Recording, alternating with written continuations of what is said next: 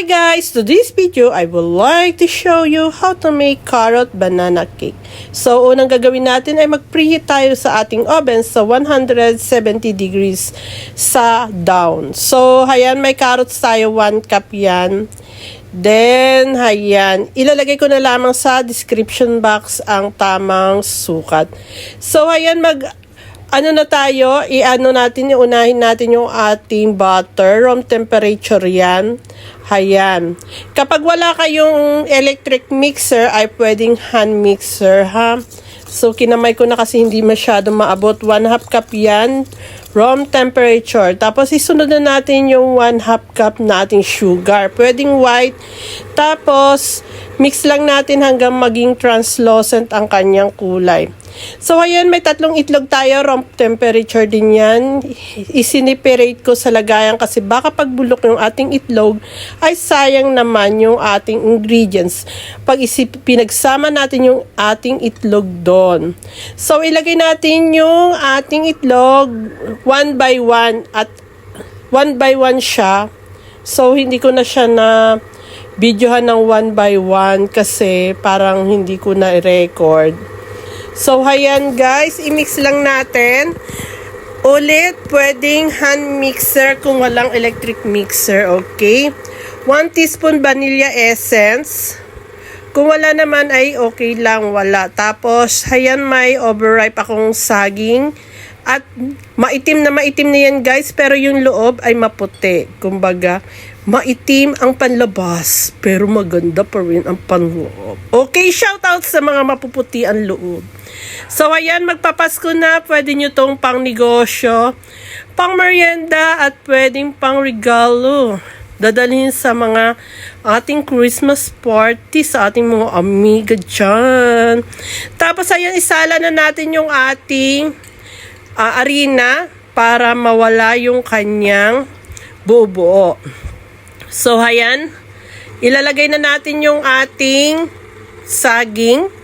Konti-konti. Ang bango niya, ang bango kapag ganyang overripe na. Kaya ngayon, kapag may nabubulo kayong saging, ay huwag niyong itapon at sayang.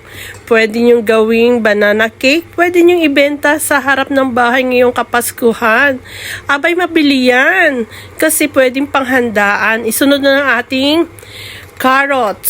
So, niyadjad ko yung carrots na yan doon sa maliit na, yung butas niya maliit. Yon. 1 teaspoon cinnamon powder. Yan, tuloy-tuloy. 1 teaspoon. Ayun, may banana essence, baking soda, and baking powder. Tuloy-tuloy yan, sama-sama. 1/2 teaspoon salt. Kahit anong mauna dyan ay walang problema. Okay, prepare na natin yung ating all-purpose flour at ilagay na natin yung ating wet ingredients doon sa ating dry ingredients. Ipagsama-sama nyo lang yan, halo-halo. At kapag wag mag-overmix, kapag mag-overmix yan ay pwedeng tumigas yung ating cake. So, wag nating masyadong haluin. Ayun, tama lang. Kung makita nyo wala na siyang lumps ay okay na yan. Yan yung aking pan. Nilagyan ko ng grease, oil, tapos pinunasan ko ng tissue. Nakita nyo yan. Pagkat luto niyan guys, madaling matuklap at hindi pa ako nakontento. Naglagay pa ako ng parchment paper. Para sure na pag tinaob natin yan, ay hindi siya didikit dun sa ating pan. So, ilagay na natin yung ating butter dyan sa ating pan. At huwag niyong kalimutan na i-preheat yung oven nyo, ha? Doon sa simula, doon, naka-preheat na ang aking oven bago ako mag-assemble ng aking cake. Ganun lagi ang ginagawa ko. So guys, sana may natutunan kayo sa aking video.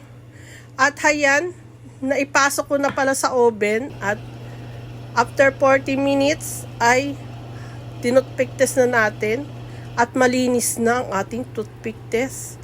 Hayan na guys, okay? So, itataob na natin. Ayan.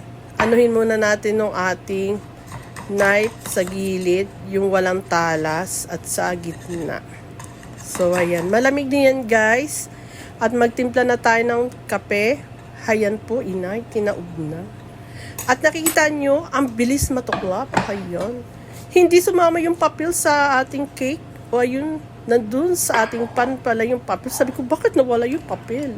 Yung pala nakadikit doon sa ating pan. O diba, ang ganda ng pagkagawa. Okay guys, thank you for watching. Sana may natutunan kayo. Mua mua chup chup.